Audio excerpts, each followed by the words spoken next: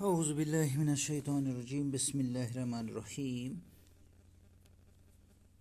آج ہمارا جو کلاس ہے وہ ہے 10th سبجیکٹ اردو اور ہائی اسکول وڈر پائن سے میں زاہد سر۔ تو آج ہم پڑھنے جا رہے ہیں غزل نمبر 1 میر تقی میر کی پہلی غزل۔ میر تقی میر کے بارے میں آپ نے بارہا پڑھا بھی، سنا بھی، اسکول میں بھی، گھر میں بھی۔ تو میر تقی میر 1723 عیسوی میں اکبر آباد میں پیدا ہوئی۔ اصل میں یہ لوگ حجاز سے یہاں آئے، یعنی عرب سے، اور 1810 عیسوی میں رحلت کر گئے۔ تو میر تقی میر کی پہلی غزل جو ہمارے نصاب میں شامل ہے وہ ہے یہ والی غزل، غزل نمبر 1۔ ہمارے آگے تیرا جب کسو نے نام لیا، دل ستم زدہ کو ہم نے تھام تھام لیا، وہ کج روش نہ ملا راستی میں مجھ سے کبو، نہ سیدھی طرح سے ان نے میرا سلام لیا، میرے سلیقے سے میری نبھی محبت میں، تمام عمر میں ناکامیوں سے کام لیا، اگرچہ گوشے گزیں ہوں میں شاعروں میں میر، پر میرے شعر نے روئے زمین تمام لیا۔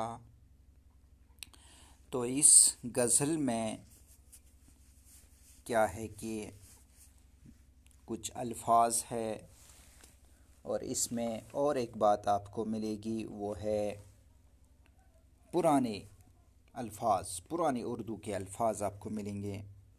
جیسے یہاں پہ کسو یعنی کسی، کسو کا مطلب ہے کسی، دل ستم زدہ، دل ستم زدہ جس دل پر ستم ڈالا گیا ہو، تھام لیا پکڑنا، روکنا۔ اسی طرح سے کج روش ٹیڑھا چلنے والی، ٹیڑھا چلنے والا، کج روش۔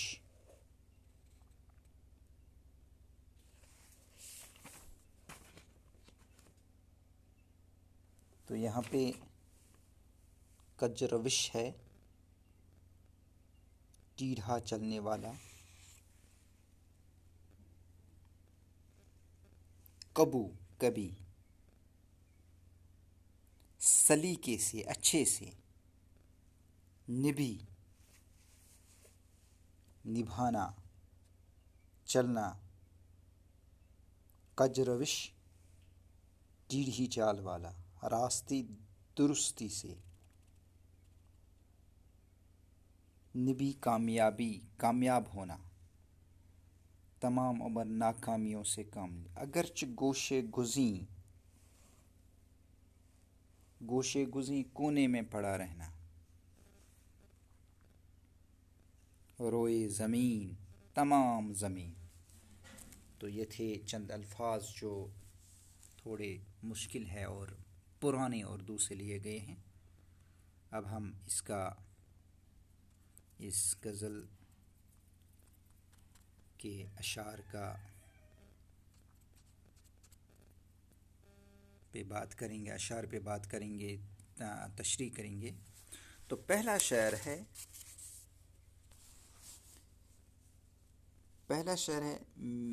ہمارے آگے تیرا جب کسو نے نام لیا، دل ستم زدہ کو ہم نے تھام تھام لیا۔ میر تقی میر فرماتے ہیں کہ میرے سامنے جب کوئی بھی میرے محبوب کا نام لیتا ہے تو میرا دل تڑپتا ہے، تڑپ اٹھتا ہے، بے چین ہو جاتا ہے، اور میں محبوب کے دیدار کرنے اور اس سے ملنے کے لیے بےتاب ہو جاتا ہوں۔ دل ستم زدہ کو ہم نے تھام تھام لیا، میں بےتاب ہو جاتا ہوں، بڑی مشکل سے دل ستم زدہ کو، بے قابو دل کو قابو پاتا ہوں۔ محبوب کا نام لینے والے پر یہ شک بھی ہو جاتا ہے کہ کہیں اس کا دل بھی تو محبوب پر نہ آیا۔ اس خیال سے دل بڑی اذیت کا شکار ہو جاتا ہے، بڑی پریشانی ہوتی ہے مجھے، میرے دل میں پریشانیاں ہی پریشانیاں ہوتی ہے، میں پریشان ہو جاتا ہوں۔ پھر دوسرے شعر میں، وہ کج روش نہ ملا راستی میں مجھ سے کبو، نہ سیدھی طرح سے اس نے میرا سلام لیا۔ میر تقی میر فرماتے ہیں کہ وہ کبھی بھی مجھ سے سیدھی طرح پیش نہیں آتا، یعنی میرا محبوب مجھ سے سیدھی طرح سے کبھی پیش نہیں آتا۔ وہ اس قدر ناز و انداز کا مارا ہے کہ مغرور ہے، کبھی بھی میرے ساتھ اخلاق و مروت سے پیش نہیں آتا، اچھی طرح سے پیش نہیں آتا، نہ سیدھی طرح ان سے میرا سلام لیا۔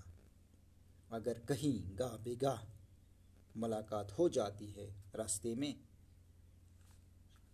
تو وہ کبھی خوش اسلوبی سے میرے سلام کا جواب نہیں دیتا، یعنی اس کی چال ہی ٹیڑھی ہے، وہ کجروش ہے۔ میر اپنے محبوب کے طرز تغافل کا تذکرہ کرتا ہے کہ وہ کتنا غافل ہے، کتنا ٹیڑھا ہے، وہ مجھ سے اچھی طرح سے بات بھی نہیں کرتا۔ پھر میرے سلیقے سے میری نبھی محبت میں نے تو سلیقے سے، طریقے سے، طور و طریقے سے، شاعر کہتا ہے یعنی میر تقی میر کہتا ہے کہ محبت میں یوں تو میں نے عمر بر ناکامیاں اور محرومیاں ہی دیکھی، مجھے کامیابی محبت میں تمام عمر میں ناکامیوں سے ہی کام لیا، البتہ میں نے محبت نبھائی اور اس راستے پر اپنے قدم ڈگمگانے نہیں دیے۔ ایسا میرے بہت بہتر سلیقے سے ممکن ہو سکا، گویا کہ محبت میں میرا سلیقہ کام آیا، میرا مقدر میں تو ناکامیاں، محرومیاں اور نا امیدی ہی لکھی تھی، لیکن میں نے اپنے محبت سلیقے سے نبھایا، اچھی طرح سے نبھایا، ورنہ میری تقدیر میں تو ناکامیاں ہی ناکامیاں تھیں۔ پھر آخری شعر میں اس میں شاعر نے اپنا تخلص بھی استعمال کیا ہے، تو اس میں کہتا ہے کہ اگرچہ گوشے گزی ہوں شاعروں میں میر تقی میر اپنے آپ سے مخاطب ہو کر اس مقطع یعنی غزل کے آخری شعر جس میں شاعر اپنا تخلص لاتا ہے اسے مقطع کہتے ہیں، میم قاف تو عین مقطع کہتے ہیں، تو اس میں کہتا ہے کہ اپنی شاعری کی تعریف کرتے ہوئے فرماتا ہے کہ اگرچہ گوشے گزین ہوں، میں تو کونے میں بیٹھا ہوا شاعر ہوں، میں محفلوں میں زیادہ نہیں جاتا، گویا کہ گوشے نشینی اختیار کرتا ہوں، لیکن میرے اشعار نے پوری دنیا پر میرے شعر نے روئے زمین تمام لیا، میرے شعروں نے، میرے اشعار نے، میری غزلوں نے پوری دنیا میں مقبول ہو گئی، میری غزلیں، میری شعر، اگرچہ میں کونے میں ہوں، اگرچہ میں محفلوں میں نہیں جاتا ہوں اپنی نمائش کے لیے، لیکن پھر بھی اس کے باوجود بھی میرے اشعار نے پوری دنیا تک پہنچ گئی۔